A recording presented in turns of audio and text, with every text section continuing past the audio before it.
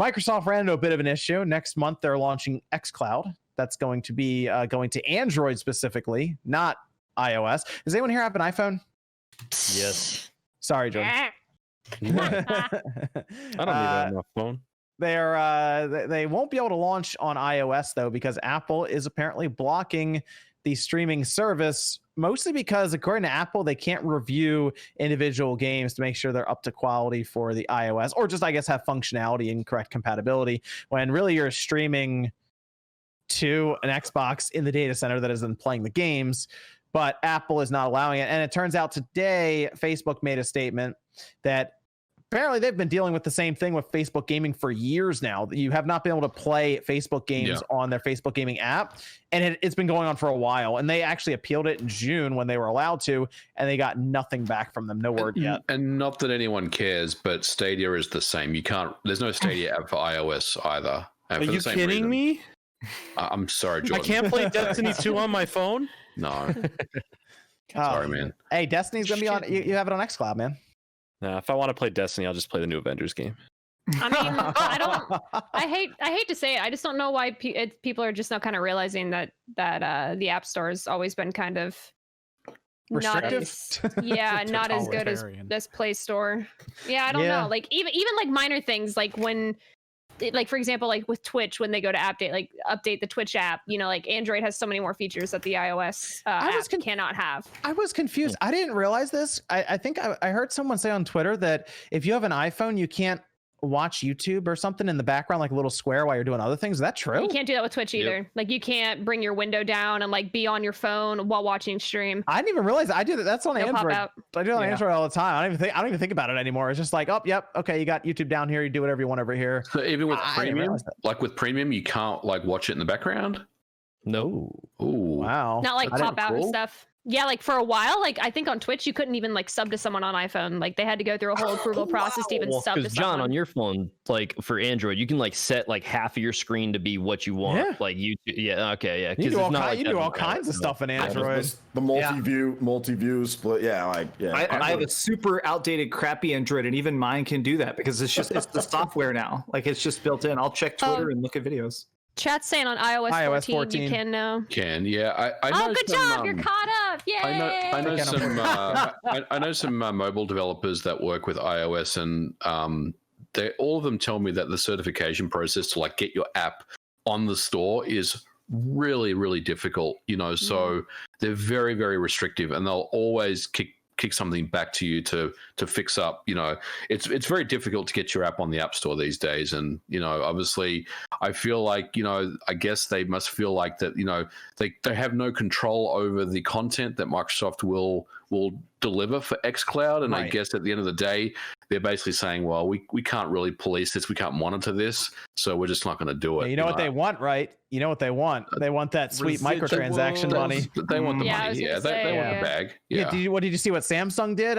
They partnered with xCloud and Microsoft, and you could download an app specifically. It's like it basically bypasses the Play Store, but it allows Samsung to get a cut of the microtransactions that you buy in xCloud through any of the games they have.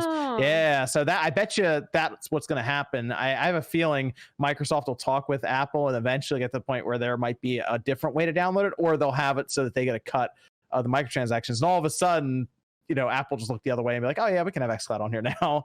And because keep in mind, think about it this way. We have streaming games, right?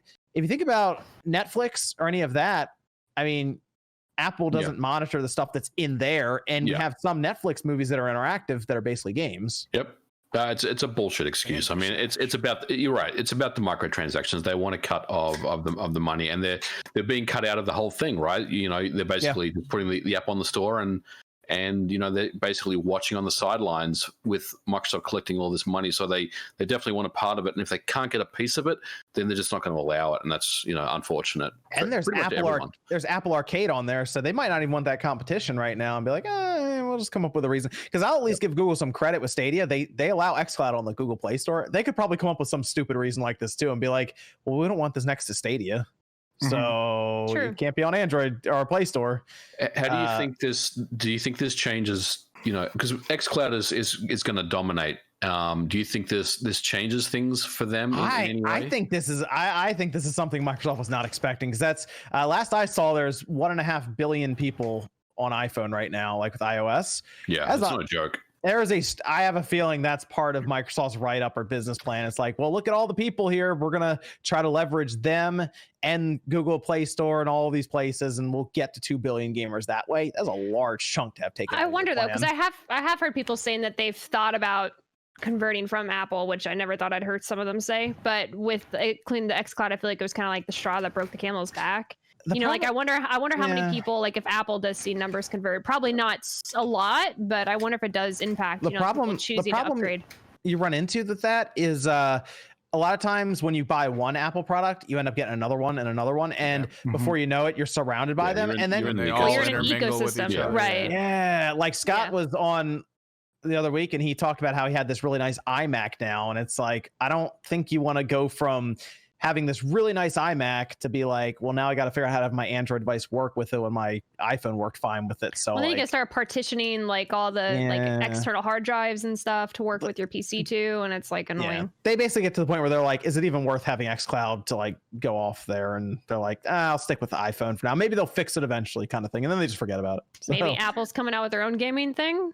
They I mean, they have Apple Arcade, but they might do their own streaming service. Even Amazon's doing one. I don't know. Walmart was trying to do one.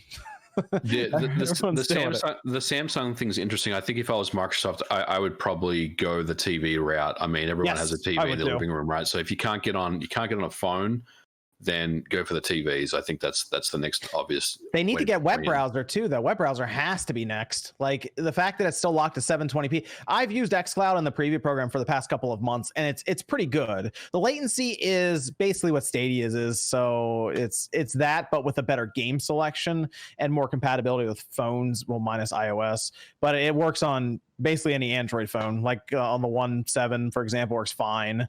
OnePlus 7, so no problems there, but the selection is very, very good. I think there's over 50 games just on the preview program. When it comes out on Game Pass Ultimate next week, next month, I assume it's going to jump from there. So it's just part of Game Pass Ultimate. So if you already have it, it's just like, well, now you have this too. Like there's no extra cost right now. It just dropped in. You just need an Xbox controller you can sync up to your phone and one of those wacky, crazy looking clips. I did order that 8-bit Do controller though, so I'll be curious to see how that turns out.